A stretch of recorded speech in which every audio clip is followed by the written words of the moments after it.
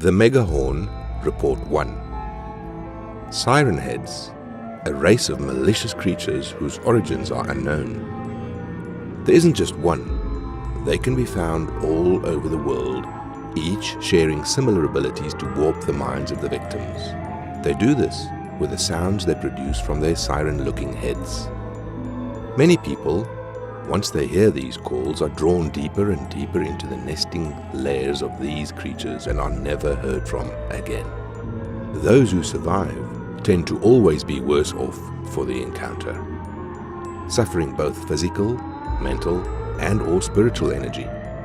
The really unlucky ones are infected and either fall into the creature's thrall or are mutated to a form not human. There are also several dangerous variations that all have unique abilities in addition to their mind-altering horns. Not only are their abilities different, often more powerful, but their behaviors are atypical. Most of these variants are just as malicious as their common versions. In some cases, such as the infamous multi-head siren head, even more so. It is only a theory where these variants come from, but it's of the belief that these variant siren heads emerge after certain factors, one being consuming a certain amount of people, and the other is staying alive for a long period of time. It may be those factors, combined with the environment that a siren head sets up to nest, that factors into the resulting variant.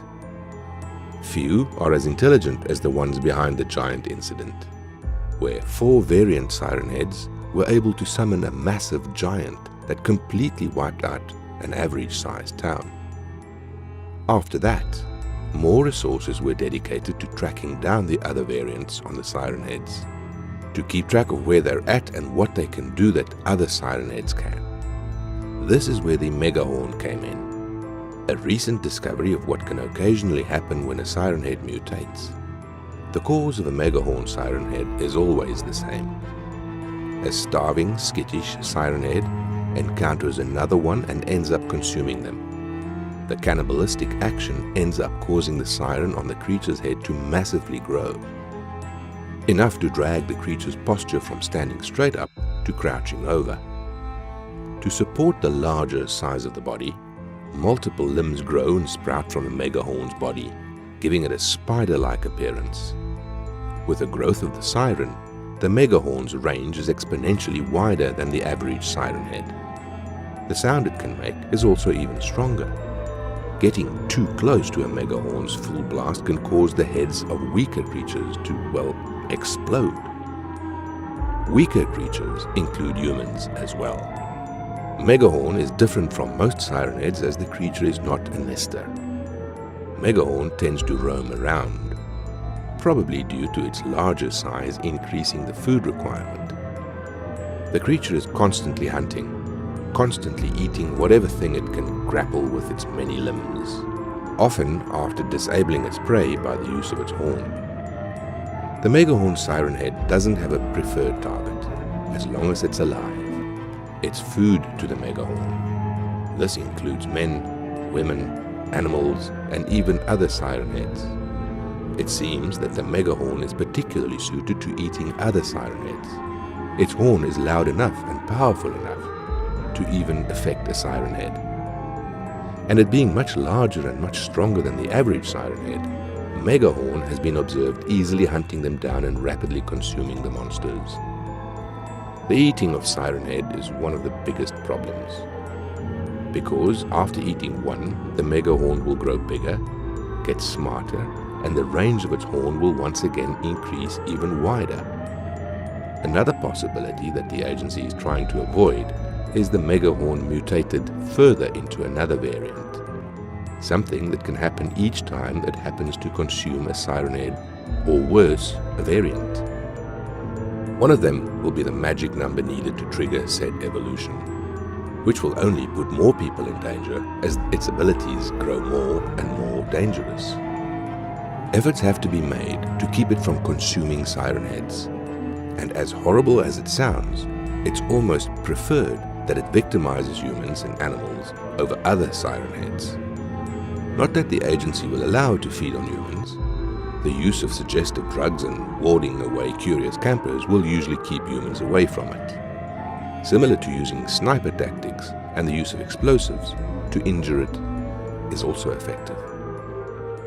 Things that would work on basic siren heads will also apply to the Megahorn. Killing it, while difficult, is possible. Like most things in this world, if it can bleed, it can die. One of the issues is keeping the Megahorn in place long enough to do such injuries. One of the core attributes of a Megahorn is that the creature is an opportunistic hunter and a coward. What could threaten it will cause the Megahorn to retreat if it can't kill what is attacking it. For such a massive creature, the monster is surprisingly cautious about protecting its existence. Likely, the reason it wanders around and why it constantly attacks weaker or injured siren heads is to get bigger and bigger. The creature seems to be fleeing from something and doing everything it can to get as tough as possible. Potentially, one of the factors that helped mutate it into a Megahorn in the first place. One with a siren powerful enough to warn people away. The question that the agency has to answer is, what is the Megahorn constantly fleeing from?